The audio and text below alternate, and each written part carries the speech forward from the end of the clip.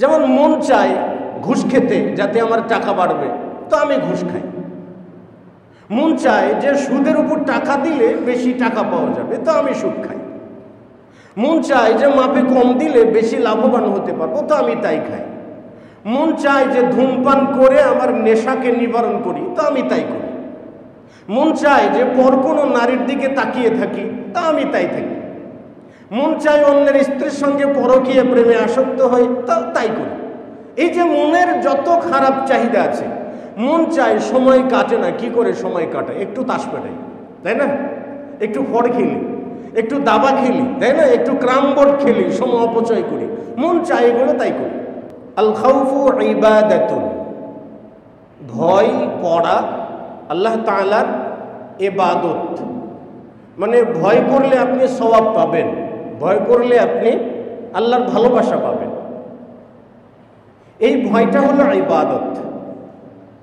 যেমন ভয় তো আমরা সবাই করি, প্রয়োজনীয় অপ্রয়োজনীয় ভয় করি। কিন্তু যাকে ভয় করার কথা, যাকে ভয় করলে লাভবান হতে পারবো, যাকে ভয় করলে দুনিয়া এবং আখেরাতে শান্তি লাভ করতে পারবো, আমরা তাকে ভয় করি না। যেটা ভয়ের কোনো বস্তুই নয়, এমন কিছুকে ভয় করে আমরা ঘরের কোনায় ঢুকে পড়েছি। আল্লাহকে ভয় করা ফরজ, আবশ্যক একটা বিষয়। ভয় এটা বাংলা শব্দ, এর আরবি যেটা শব্দ সেটা হলো খাউফু। খাউফু মানে ভয়। তারিফাত গ্রন্থে আল্লামা জুরজানি রাহিমাহুল্লাহ তিনি উল্লেখ করেছেন যে ভয় বলতে যেটা বোঝানো হয়, অপছন্দনীয় কিছুতে পতিত হওয়ার আশঙ্কা এবং ভালোবাসার বস্তু হারিয়ে যাওয়ার আশঙ্কাকে বলে ভয়। যে কোনো কাজই যেটা পছন্দ করি না সেটা আমার উপর চেপে বসতে পারে, বা আমার অপছন্দনীয় কোনো কাজে আমি পড়ে যেতে পারি, আর আমার প্রিয় কোনো বস্তু হারিয়ে যেতে পারে, এটাকেই ভয় বলে। ভয় শব্দের প্রতিশব্দ হলো আল ওয়ারাউ, আত্মসতর্কতা। খাউফ শব্দের আরেকটা প্রতিশব্দ হলো খাশিয়া, সরাসরি ভয় পাওয়া। আল্লাহ সুবহানাহু ওয়া তাআলা সৃষ্টিগতভাবে মানুষের মাঝে ভয় দিয়েছেন। ভয় করাটা আবশ্যক আল্লাহ তাআলার ক্ষেত্রে, আবার ভয় করাটা হারাম, আবার ভয় করাটা জায়েজ, প্রেক্ষাপট রয়েছে। প্রথমত আল খাউফু ইবাদাতুন, ভয় করা আল্লাহ তাআলার ইবাদত। মানে ভয় করলে আপনি সওয়াব পাবেন, ভয় করলে আপনি আল্লাহর ভালোবাসা পাবেন। এই ভয়টা হলো ইবাদত। যেমন আল্লাহ সুবহানাহু ওয়া তাআলা বলছেন যে আম্মা মান খাফা মাকামা রাব্বিহি ওয়া নাহান নাফসা আনিল হাওয়া, যে ব্যক্তি আল্লাহ তাআলার সামনে দাঁড়াতে ভয় পায়। আল্লাহর সামনে দাঁড়াতে ভয় পায় এর অর্থ হলো আমি যখন মারা যাব আল্লাহ তাআলার সামনে কি নিয়ে দাঁড়াবো? সারা জীবনে তো কোনো ইবাদত করি নাই, সারা জীবনে তো কোনো ভালো কাজ করি নাই, ভালো মানুষের সাথে থাকি নাই, মধ্য মানুষের সঙ্গে সঙ্গ দিয়েছি, যাবতীয় অন্যায় অপকর্ম সবই করেছি। তো এতগুলো অপরাধ আমার জীবনে জমা পড়েছে, আল্লাহর জন্য কিছু করি নাই। তাহলে আমি এই মুখ নিয়ে আল্লাহ তাআলার সামনে দাঁড়াবো কি করে? এটা ভয়। আম্মা মান খাফা মাকামা রাব্বিহি ওয়া নাহান নাফসা আনিল হাওয়া, এবং আল্লাহর সামনে দাঁড়াতে ভয় করে এবং প্রবৃত্তি, মনের মন্দ চাহিদা, মনের খারাপ চাওয়া, মনের খারাপ চাওয়াকে কি করে শ্রেণীবিন্যাস করা যায়? যেমন মন চায় ঘুষ খেতে যাতে আমার টাকা বাড়বে, তো আমি ঘুষ খাই।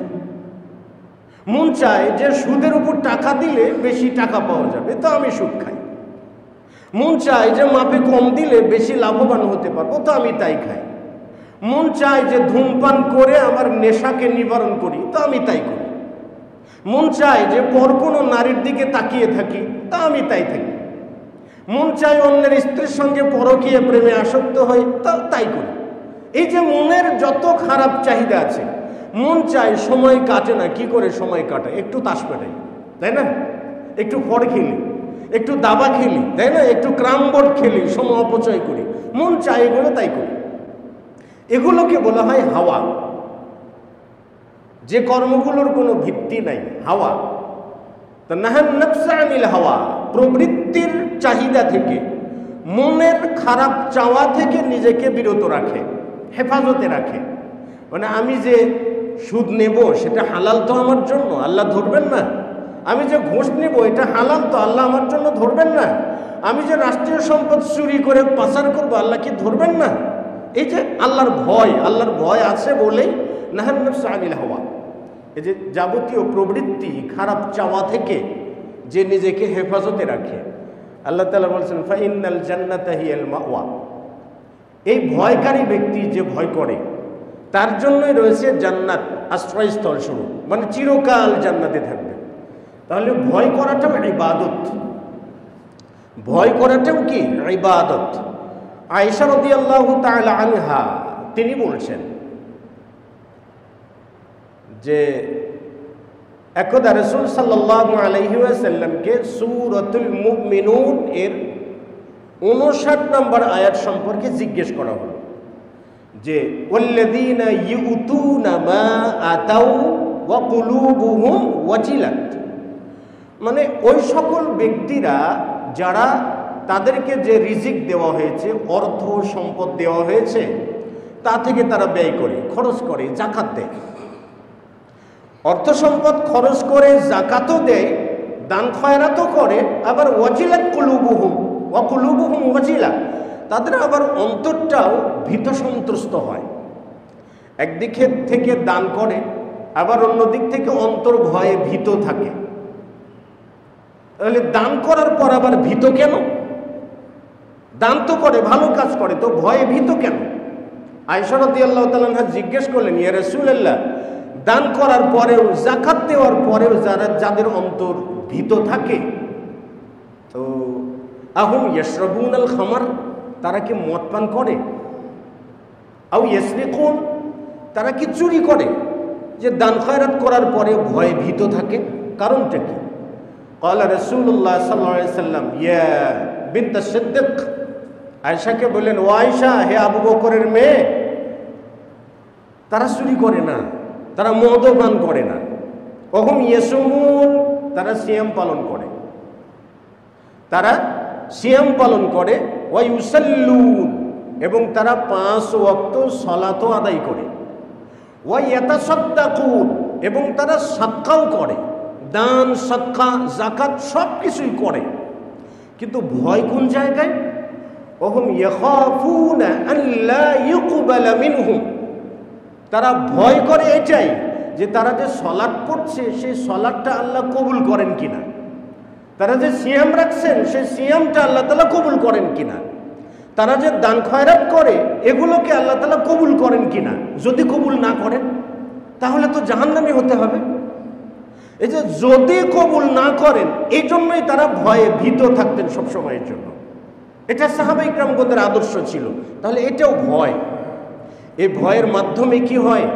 আল্লাহর নৈকট্য লাভ করা যায়। এই ভয় করাটা ইবাদত। আল্লাহ তাআলা আমার ইবাদত কবুল করবেন তো? আমার ইবাদত সঠিক হচ্ছে তো? হুকুম আহকাম মেনে হচ্ছে তো? আমি মসজিদে এসে সালাত আদায় করলাম, সকালে যে নাস্তা করে বেরিয়েছি সেটা হালাল ছিল তো? আমার রোজগারটা হালাল ছিল তো? এই যে বিভিন্ন সময় আশঙ্কাগ্রস্ত থাকা, এটাই আল খাউফু মিনাল্লাহ, আল্লাহকে ভয় করা। এই ভয়টা হলো ইবাদত। এই ভয় অন্তরে যত জাগানো যায়